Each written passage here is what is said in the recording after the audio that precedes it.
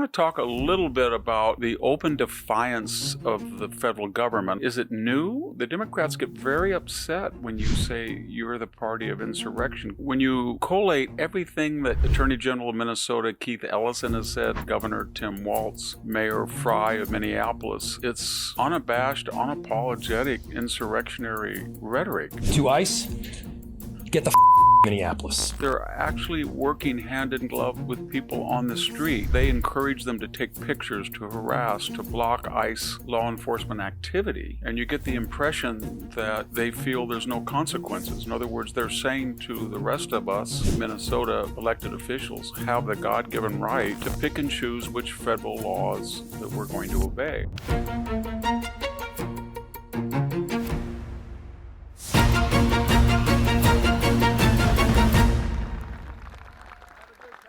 Hello, this is Victor Davis Hanson for the Daily Signal. I'm trying to make one of my haphazard appearances, depending how my energy level after all these medications they put me on after this lung cancer surgery. But I'm here on the farm and I'm doing my best. I want to talk a little bit about the open defiance of the federal government. I mentioned that earlier, but when you collate everything that Attorney General of Minnesota Keith Ellison has said, Governor Tim Walz, Mayor Fry of Minneapolis, it's unabashed, unapologetic insurrectionary rhetoric. It's not just that they've told ICE to leave. It's not just that they've told their own police forces and law enforcement in Minnesota in general not to come to the aid of ICE. It's that they're actually working hand in glove with people on the street. In other words, they encourage them to take pictures, to harass, to block ICE law enforcement activity. And you get the impression that they feel there's no consequences. In other words, they're saying to the rest of us, the 330 million people outside Minnesota, that we, Minnesota elected officials, have the God-given right to pick and choose which federal laws that we're going to obey. And we're just not going to obey the enforcement of federal immigration law. We don't really care about 10,000 people coming across the border during the Biden administration per day, but we do care about the federal government rectifying that lapse or that crime by trying to find out where and who and how to get these people out in Minnesota. Nor do they care that ICE, according to its own figures, has rounded up 4,000 people with various criminal misdemeanors and felonies record and got them out of Minnesota, and that has contributed to Minnesota's low crime rate.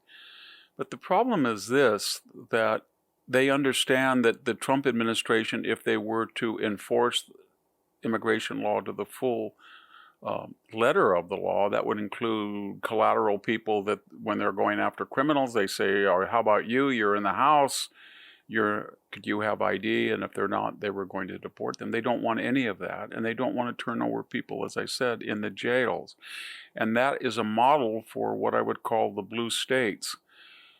Is it new? I mean, the Democrats get very upset when you say you're the party of insurrection, going back to the civil rights movement. And before the Civil War, April 12th, 1861, when states' writers in South Carolina said that we're not going to honor federal law within the confines of South Carolina, along with 6 other Confederate states at that time who had succeeded, and we don't think federal property belongs to you. So this is the tradition that Walz, Fry, and Ellison are relying upon as well, and it's an unbroken tradition going all the way from John C. Calhoun, as I said, all the way to Orville Faubus, George Wallace, Lester Maddox, segregationists of the 1960s.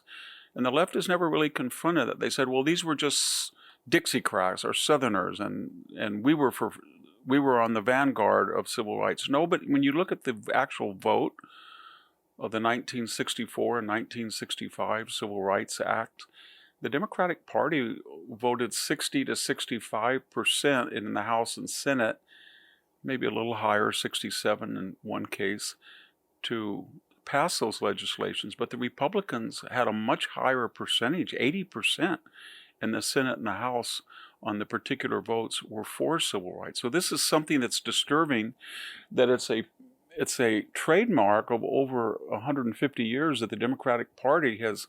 Maybe it feels that it's more a people's party, but they feel they can defy federal law at their own volition. And again, how do you respond to it? If you don't respond to it, then you set the precedent that states that are blue can arbitrarily pick and choose which federal laws they want, although, of course, they want federal monies to come back. And it's a very dangerous precedent because we've seen it in the 1860s where it led to. And finally, something else to keep in mind, it's symptomatic of a larger problem in the blue states, and we've kind of flipped the blue-red state paradigm, in which we're seeing 3 to 4 million people fleeing, for the most part, northern industrial, what we would call in the old days Yankee blue states, going to the South, which were traditionally, up until the 1960s, less dynamic societies, more rural, more pyramidal in their economic classes, small group of wealthy, large group of poor, very little middle class, dating back to the antebellum states. But what we're seeing is a complete failure of the blue state model. And the failure is ironic because it's neo-Confederate. Just like the old Confederacy and the Antebellum South, these blue states are obsessed with race. This is where DEI comes from. This is where, if you're 1/16th of this or you have DNA of that, you identify primarily by your ethnic or racial background and not your common humanity or your common American citizenship. Very similar to the South. In these blue states, in California, from where I'm speaking, is a good example. There is no middle class. It's disappearing. It either leaves or it realizes that the high tax, highly unregulated, high crime paradigms and high deficits as well, high debt obligations in all of these places, like Chicago, Minneapolis, or Washington, or Baltimore. It's not a very conducive atmosphere in Portland, Seattle for the middle class. Their downtowns are dying, people are leaving. That's another trace that we see going back to the neo-Confederate period, that there wasn't no middle class in the early South. By the way, it's very ironic that there is a middle class in the South, there is a dynamic economy, and there's less emphasis on race. Of course, the main neo-Confederate characteristic, all these states feel that they're unique, they're chauvinistic, that Minnesotans or Californians or Oregonians are superior morally, and therefore they have the moral, spiritual, the intellectual right to say, I'm not going to follow the federal government if I decide not to. Now, of course, it's pick and choose. During the Obama period, they wanted the federal government to suppress state rights in cases where people questioned the federal government who were conservative. But for the larger part, they feel that they're a law and a culture unto their own.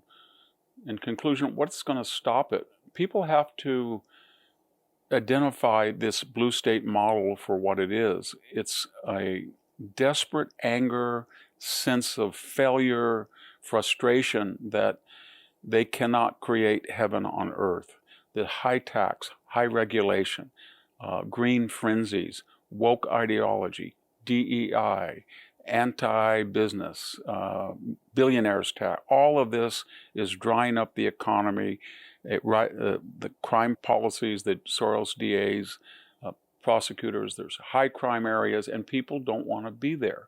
And they understand that, and their reaction to it is to get more angrier, more chauvinistic, and more defiant, especially of the federal government, if they would relax and say, my gosh, Trump is going to send people in to lower our crime rate, to get criminals off the street, to work with us. You think they would enjoy that? No, it's a nihilism, and it's spreading. And unfortunately, as I said earlier in an earlier podcast, there's nothing in the Constitution about a state leaving the Constitution of the states. But there is something about how federal law, the Supremacy Clause, supersedes state law.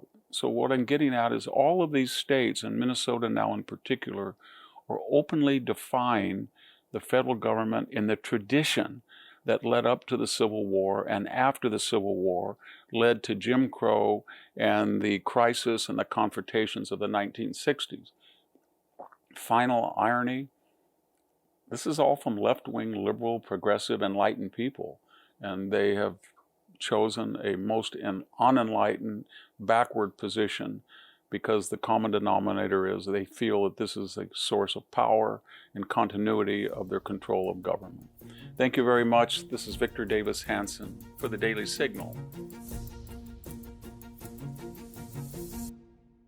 Thank you for tuning in to the Daily Signal.